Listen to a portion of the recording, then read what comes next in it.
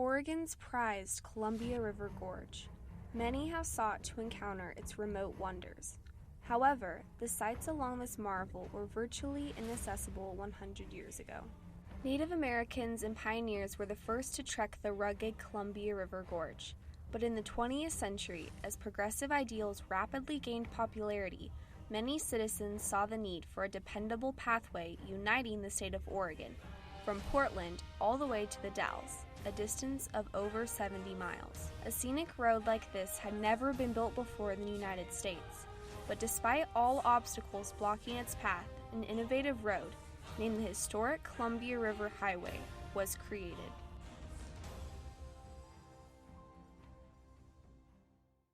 The historic Columbia River Highway was constructed to display the beauty of the Columbia Gorge and supply the need for a road connecting both halves of Oregon.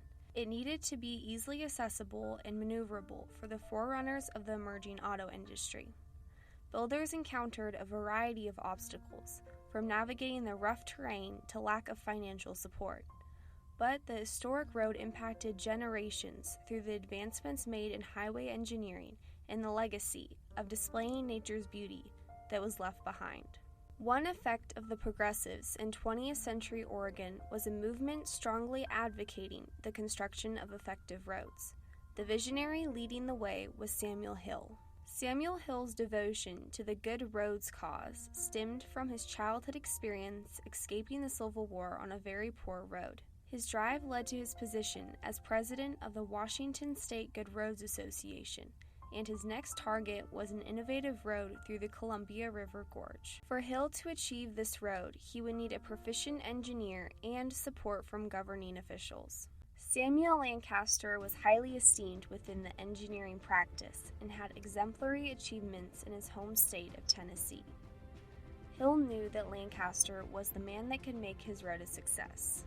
In 1908, Hill and Lancaster attended the First International Road Congress together and analyzed first-hand examples of Europe's renowned architecture that someday the Columbia River Highway itself would be modeled after.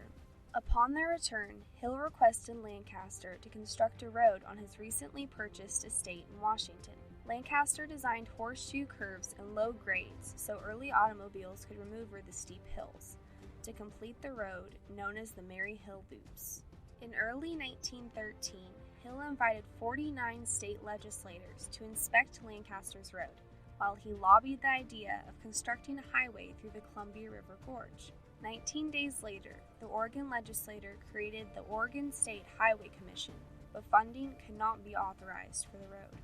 This burden was laid upon the three counties, Multnomah, Hood River, and Wasco, through additional tax levies on their residents.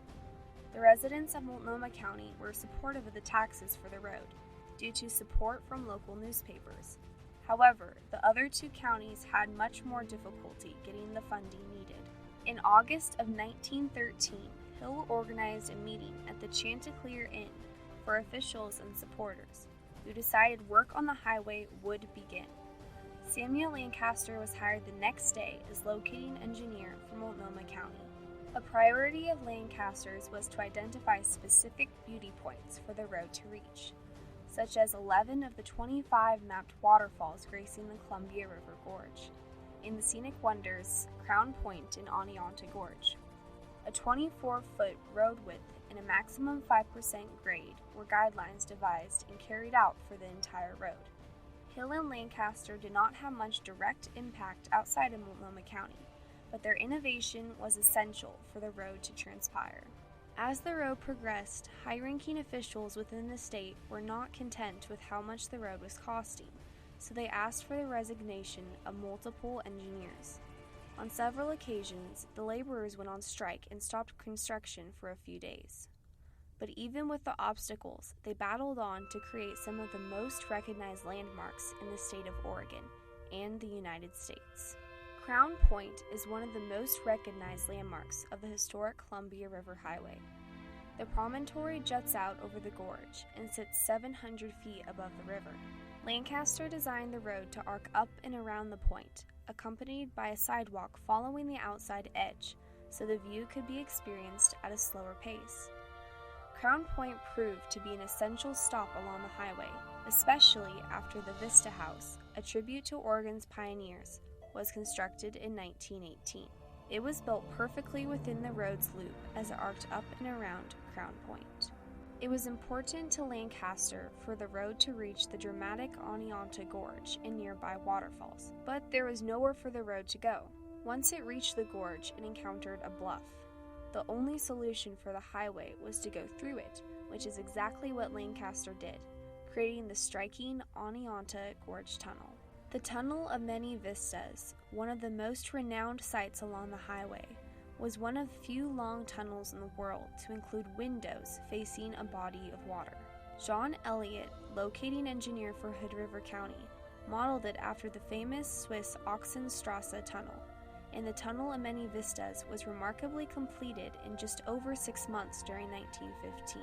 It would boast 5 natural windows carved directly out of the outer wall, which offered a rare view of the Columbia River Gorge and provided an abundance of natural light to its travelers. So interesting, and one actually had windows, and maybe more, but this one in particular was quite nice. Scenic views, but there it was beautiful. I mean, even as a child, you can remember that. The Rowena Loops, constructed in 1921, were designed almost entirely based on Lancaster's earlier work at Maryhill, as they dropped over 500 feet in elevation. Roy Klein, the engineer for Wasco County, oversaw construction to this last scenic point before the road reached the Dalles. The road through Multnomah County was finished in 1916, and the road from Portland to the Dalles was fully paved by 1922. Between 1913 and 1916, the number of registered vehicles in Oregon almost tripled, and by 1920, Oregon ranked 4th in the nation for number of highway miles. Because the historic Columbia River Highway was the only automotive link connecting these two areas, towns following the route could flourish with the exchanges now possible. The Columbia River Highway was the first scenic highway in the United States, and the president himself let down a flag for the dedication ceremony. Similar engineering techniques were used in multiple 1920s national parks, such as in Utah's Zion National Park. However, the highway's engineering accomplishments are not the conclusion of its story.